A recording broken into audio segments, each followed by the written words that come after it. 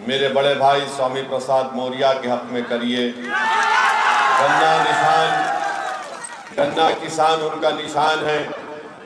मेरी आपसे गुजारिश है, आप इतनी बड़ी तादाद में यहाँ पर आए हैं, हम ये चाहते हैं कि आपको एक पैगाम दिया जाए।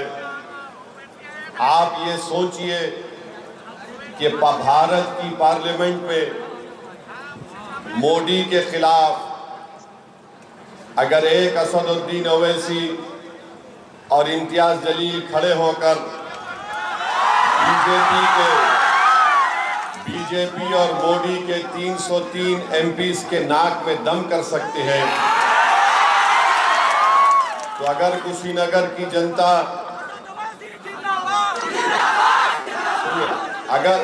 या तो आप बोलेंगे हम बोलेंगे।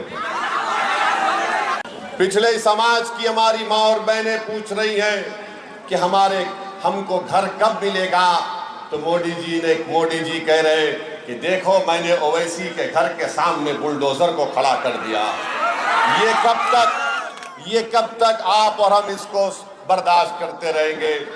मैं कुशीनगर के, उत्तर प्रदेश के और देश की जनता से अपील कर रहा हूं, खास तौर से नौजवानों को बता रहा हूं कि आज भारत में युवाओं की बेरोजगारी 45% हो चुकी है। 45% हो चुकी है और भारत में 60% आबादी युवाओं की है।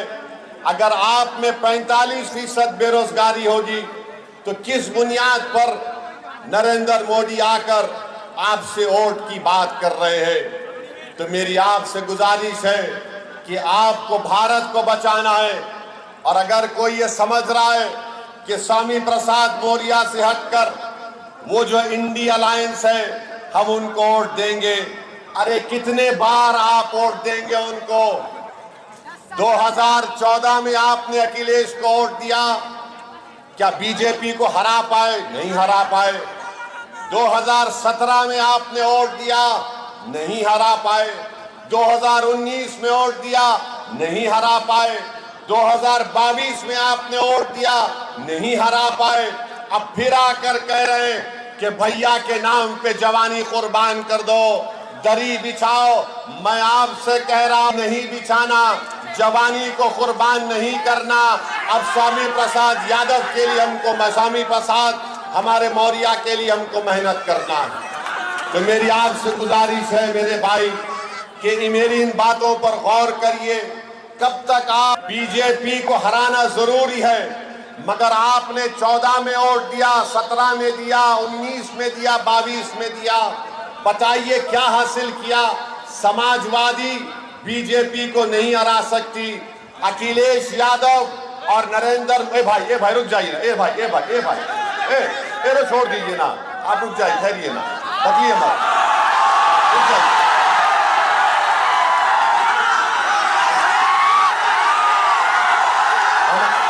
देखिए, सुनिए हमारी बात को, सुनिए।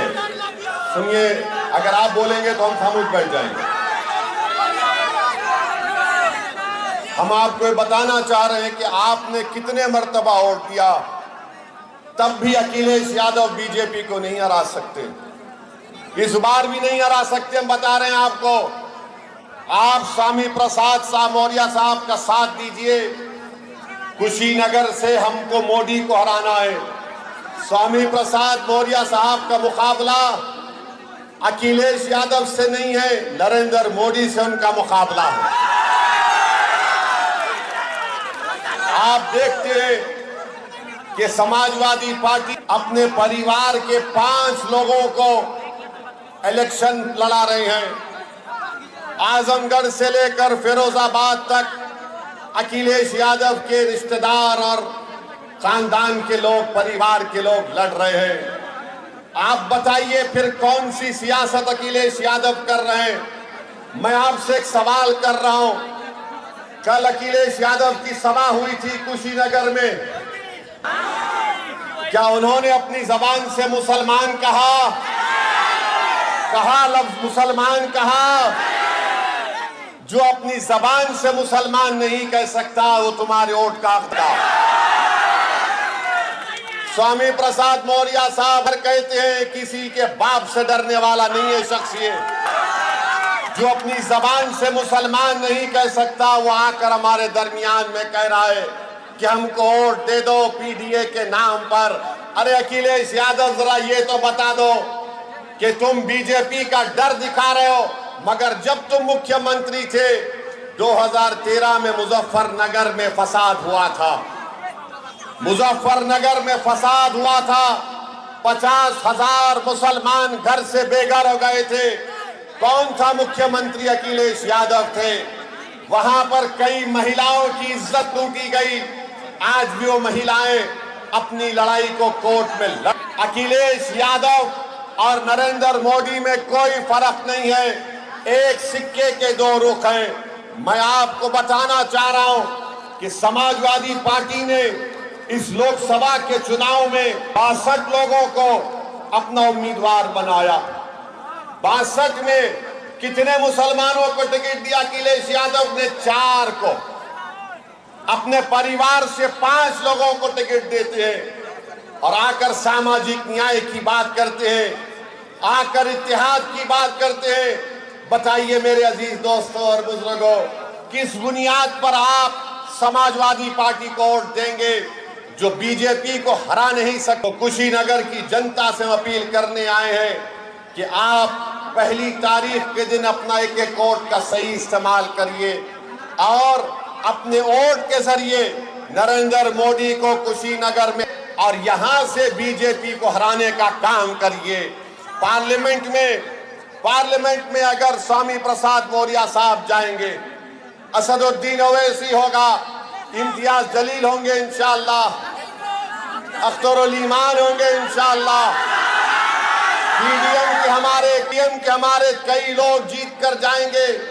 अगर पार्लियामेंट में यूनिफॉर्म सिविल कोड का बिल आएगा तो क्या अखिलेश यादव उस बिल को फाड़ेंगे या असदुद्दीन ओवैसी और स्वामी प्रसाद मौर्य उस बिल को फाड़ेंगे? CAA का कानून लाया गया, CAA का कानून नरेंद्र आया। पूरी पार्लियामेंट में हमने 303 बीजेपी के एमपी इसके सामने खड़े होकर कहा कि ये तुम्हारा बिल काला कानून है जो मजहब के नाम पर नाइंसाफी करता है। बाबा साहेब अम्बेडकर के बनाए हुए संविधान के खिलाफ तुमने कानून बनाया। हमने कहा मोदी मैं इस कानून के बिल को फाड़ता हूं और CAA के कानून को हमने फाड़ दिया। बताओ, जब CAA कानून पर एहतजाज हो रहा था उत्तर प्रदेश में, लखनऊ में, तुमने अखिलेश यादव को देखा वहां पर? मगर आज बड़ी बड़ी बातें करते हैं। चुनाव आ गया तो आकर कहते हैं कि हम आपके दरमियान में थे और कहेंगे। मेरे अजीज दोस्तों और बुजुर्गों, ट्रिपल तलाक का गलत कानून नरेंद्र मोदी ने बनाया। 3 मर्तबा मैंने पार्लियामेंट में उस कानून की मुखालिफत की, संविधान की दलाइल देकर उस कानून को मुस्लिम महिला के खिलाफ बताया। बताओ समाजवादी पार्टी का क्या कहना है?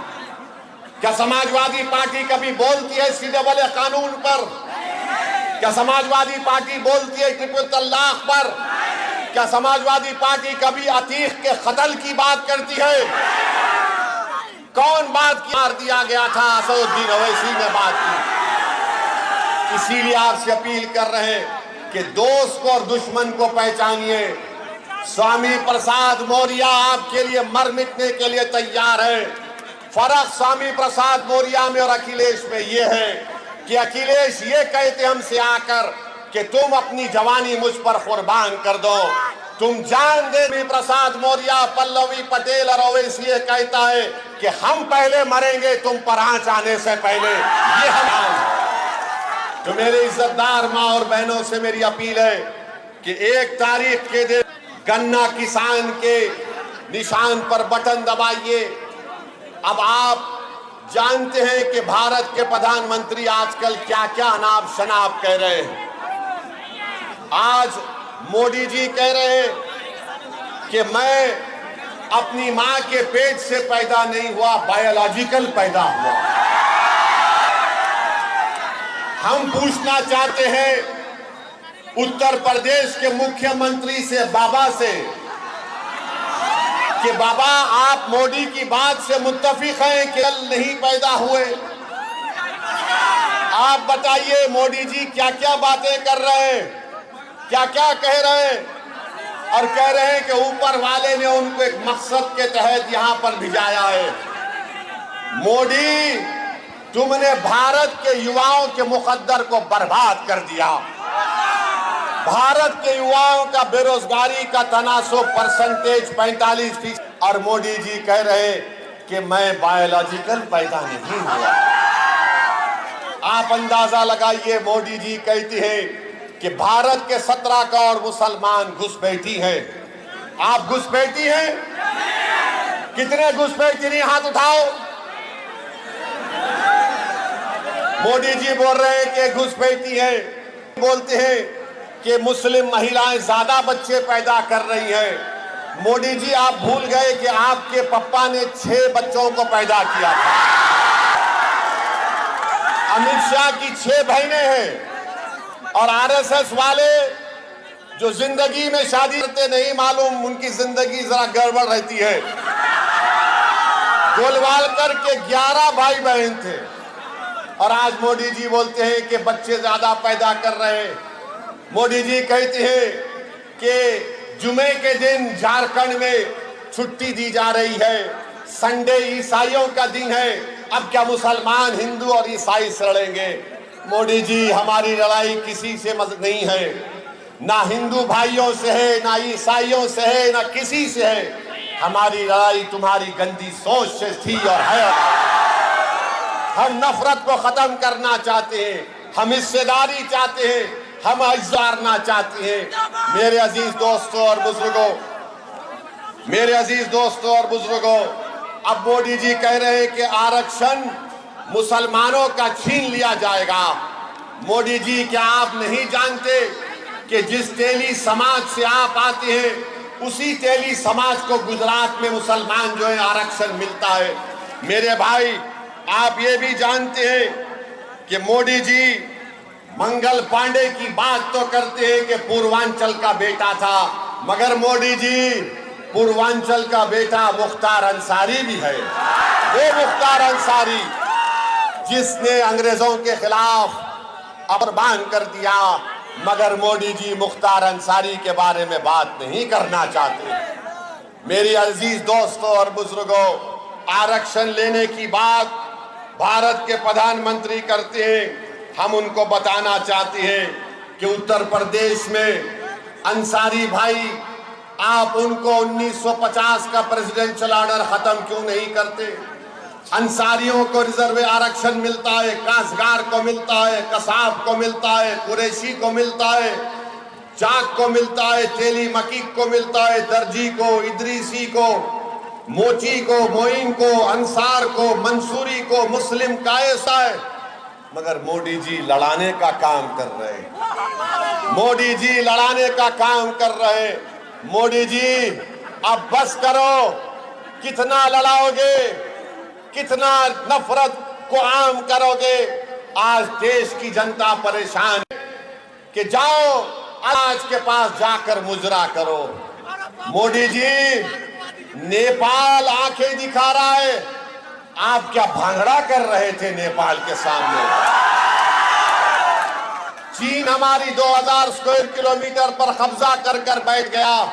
मोदी जी, क्या आप ब्रेक डांस कर रहे थे? मोदी जी, ये आपके गौ रक्षक गाय का नाम लेकर क्या क्या नहीं कर देते हैं? क्या आप उनके साथ भरतनाट्यम कर रहे थे? तो दिखाने के लिए मोदी के पास कुछ नहीं है, और बोलते हैं ताला लग जाएगा मंदिर को। अरे मोदी जी, तुमने तो पूरे देश के गरीबों को चंद घंटे का टाइम दिया और पूरे देश को लॉकडाउन कर दिया था। यही उत्तर प्रदेश का नौजवान जो मुंबई में था, दिल्ली में, हैदराबाद में, बेंगलुरु में था, वो तड़प गया अपने गांव को वापस आने के लिए। ट्रेन को बंद कर दिया, तुमने हर चीज को बंद कर दिया। आज तुम ताले लगाने की बात करते हो। 500 और 1000 की नोट तुमने गायब कर दी, तो कितने छोटे कारखाने आज बंद पड़ गए, हजारों लाखों की रोजगार हो गए। मगर मोदी को सिर्फ ताले की बात करते हैं। मेरे भाइयों बहनों, हम आपसे अपील कर रहे हैं कि 2014 में जब मोदी आए थे तो कहा था मैं 15 लाख दूंगा, मैं अच्छे दिन लेकर आऊंगा, और कहा कि मैं चाय बेचने वाला हूं। मगर उन्होंने क्या किया? उन्होंने देश को बेच दिया चाय के नाम पर। 2019 का लोकसभा का चुनाव आया तो मोदी चाय वाला नहीं बोले, मोदी अच्छे दिन भूल गए, 15 लाख भूल गए, कहा मैं चौकीदार हूं। 2019 चला गया, अब 24 आया है तो मोदी कह रहे मंगलसूत्र निकाल लिया जाएगा, मोदी कह रहे कि घुसपैठी है, मोदी क्या क्या आप कह रहे हैं। मेरे अजीज दोस्तों और बुजुर्गों, आपको इन तमाम लोगों को घर को भी जाना है जो उत्तर प्रदेश और देश को कमजोर करने का काम कर रहे हैं। तो हम आपसे अपील करने आए हैं। हाँ, और एक बात याद रखिए, मोदी कहते हैं पार्लियामेंट में, हमने सुना मोदी ने कहा, क्या कहा मोदी ने, कि देश का सबसे बड़ा पिछड़ों का नेता मैं हूं। हम आपको बता रहे हैं, भारत सरकार का डेटा कह रहे हैं कि 2014 में इस देश में हमारे 20% पिछड़ा समाज के लोग अरबपति थे। 10 साल में वो 10% कमी आ गई उसमें, और 90% अपर कास्ट के लोग आज अरबपति हैं मोदी के राज में। बताओ मोदी, आपने दौलत किसकी कम की, किसके दौलत में आपने इजाफा किया? तो मेरे अजीज दोस्तों और बुजुर्गों, हमारी आपसे ये दरमंदाना अपील है।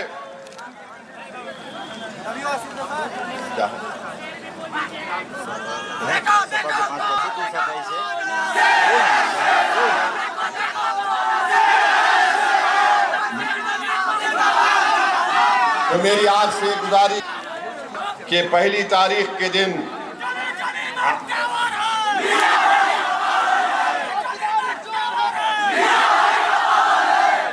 अभी आपने सुना हमारी बहन पल्लवी पटेल ने कहा, स्वामी प्रसाद मौर्य साहब ने भी कहा कि मोदी जी कह रहे हैं कि हम आपको राशन दे रहे तो आप मुझे वोट देकर पुण्य का काम करिए। मोदी जी, ये देश तुमको 2 मर्तबा प्रधानमंत्री बनाकर तुमको दान दिया है। तुम मान सम्मान करो गरीबों का। आप अहंकार का शिकार हो चुके हैं और गरीबों की गुर्बत का मजाक उड़ाने का काम कर रहे हैं। बहरहाल मेरे अजीज दोस्तों और बुजुर्गों, मैं आपका शुक्रिया भी अदा करता हूं कि 2022 के विधानसभा के चुनाव में इस विधानसभा से आपने एमआईएम पार्टी के उम्मीदवार को भी वोट दिया। आपका बहुत बहुत शुक्रिया। मगर पहली तारीख को आप क्या करेंगे, किसको वोट देंगे, बताइए हमको। गन्ना किसान के निशान पर वोट लगाएंगे? कहीं समाजों में तो नहीं आएंगे? हाथ उठाकर स्वामी प्रसाद मौर्य साहब को वादा करिए कि पहली तारीख को गन्ना किसान निशान पर वोट लगेगा। पूरे हाथ उठाकर बताइए। अब और एक बार हाथ उठाकर बताइए कि मोदी को कुशीनगर से भगाएंगे, स्वामी प्रसाद मौर्य को कामयाब करेंगे। तो भूलना नहीं, घर को जब जाएंगे तो शैतान आएगा, शैतान के एजेंट भी आएंगे, आकर कान में बोलेंगे ओवैसी के भड़काऊ भाषण में मत आना। तो आप उन शैतान थू जा यहां से। हाँ, वो आकर बोलेंगे ऐसा कुछ नहीं, ऐसा ये सब ऐसा ही जज्बाती बात करते हैं। वो आकर आपसे कहेंगे कि स्वामी प्रसाद मौर्य को वोट देना वोट को गड्ढे में डालने के बराबर है। तो उनसे कहना ये गड्ढा तुमने बनाया, हम इसको भरेंगे अपने वोट से इंशाअल्लाह ताला। तो पहली तारीख को क्या होगा? गन्ना किसान के निशान पर बटन दबेगा, बटन दबेगा, बटन दबेगा। तो हमारे साथ नारा लगाइए, नारे तकबीर, नारे तकबीर, हिंदुस्तान, भारत, सलाम अलैकुम।